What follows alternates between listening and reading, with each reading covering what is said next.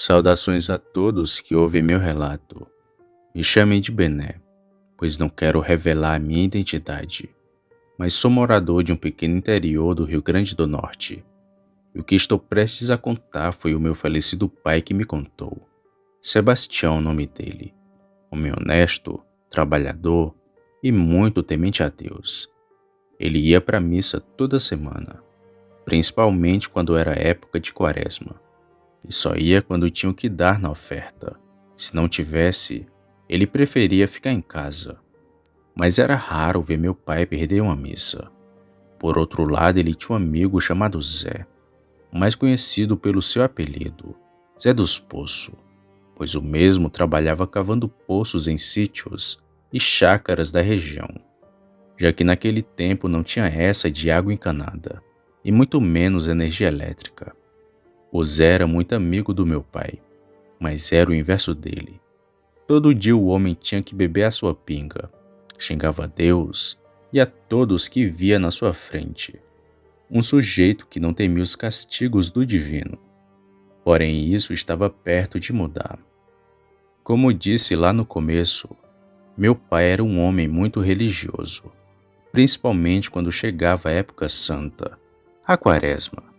E segundo meu pai, ele foi muito tentado em sua vida, não só por mulheres, mas também por amigos, que queriam lhe desvirtuar dos caminhos de Deus. Mas o meu pai sempre continuou firme na palavra do Senhor, porém sofreu muito escolhendo esse caminho. Meu pai conta que certa vez vinha da missa. Já passava das 9 horas da noite. Nesse tempo ele não era casado com minha mãe, mas já andava cantando ela. Bom, meu pai vinha sozinho da missa, por uma estradinha de chão que tinha para ir à sua casa. Foi quando ele começou a ouvir uns passos, que vinham bem atrás dele. O meu pai se virava e olhava, mas não via quem o perseguia. Ele até jogou uma pedra, mas parecia que apenas os passos estavam ali.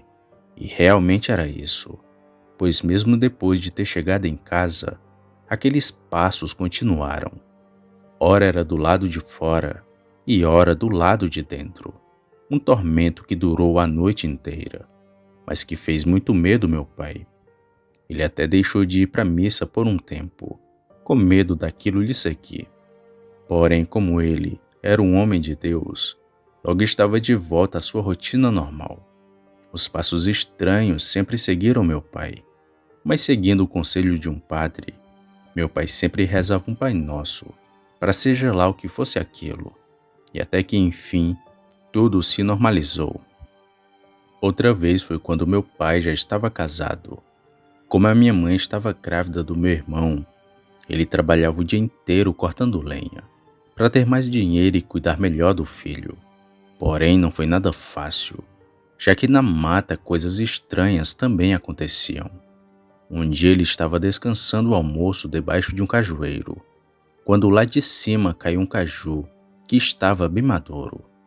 Ele pegou aquele caju, mas não achou estranho, até porque era normal cair o fruto do pé. Mas logo depois outro caju caiu em cima dele, e diferente do primeiro, esse era verde.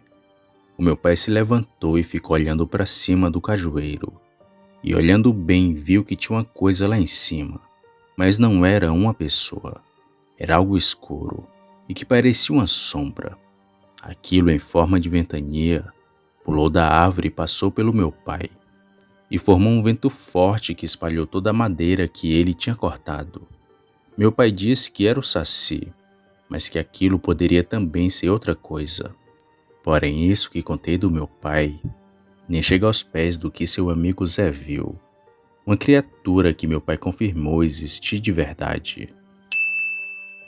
O meu pai ficava muito intrigado com o caso do seu amigo, que bebia pinga todo dia, e o tempo todo estava perambulando por aí, e nunca tinha visto nada desse tipo.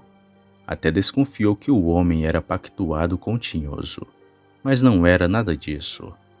Zé, por viver há muito tempo numa vida desgraçada e cheia de vícios, o diabo nem procurava tentar, já que o homem vivia na perdição. Por isso nunca via nada de estranho por aí. Mas o meu pai disse que ele se encontrou sim com uma coisa estranha e que ele reconheceu como castigo divino pelas coisas que o Zé fazia. Estava em plena quaresma. Para ser mais exato, era a sexta-feira da Paixão, a Sexta-feira Santa.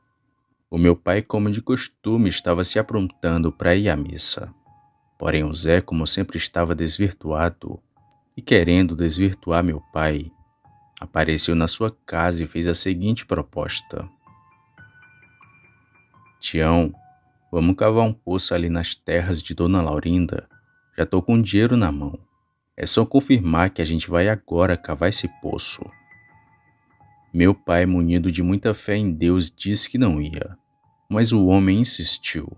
Falou que aquilo era perda de tempo e que ele não ganharia nada, seguindo os ensinamentos de Cristo. Mas claro que meu pai não deu ouvidos. O Zé, com muito ódio, disse assim antes de ir embora: Eu vou sozinho então, e o diabo vai comigo. O meu pai disse que se arrepiou todo quando ouviu aquela fala do Zé e ainda tentou impedi-lo. Não vá, homem. Hoje é sexta-feira santa. Não é dia de estar trabalhando. Olha os castigos de Deus. Não vai, Zé. Mas o Zé fez ouvido de mercador e saiu, indo no rumo das terras de Dona Laurinda. O meu pai então se arrumou, pegou meu irmão que tinha 3 anos e junto da minha mãe que estava com minha irmã nos braços e saíram para a igreja. Meu pai disse que até se esqueceu do Zé, orou, comungou e logo voltou para casa com a família. Mas no meio do caminho encontrou o Zé, assustado e todo sujo de lama. Tampava a cara e os ouvidos para não ver e ouvir alguma coisa. Meu pai parou a carroça e foi falar com ele, que começou a gritar e se debater, mas que logo se acalmou quando reconheceu a voz do meu pai. Então juntos eles seguiram para casa, e durante o percurso ele não disse nenhuma palavra, apenas olhava para os lados, e com muito medo.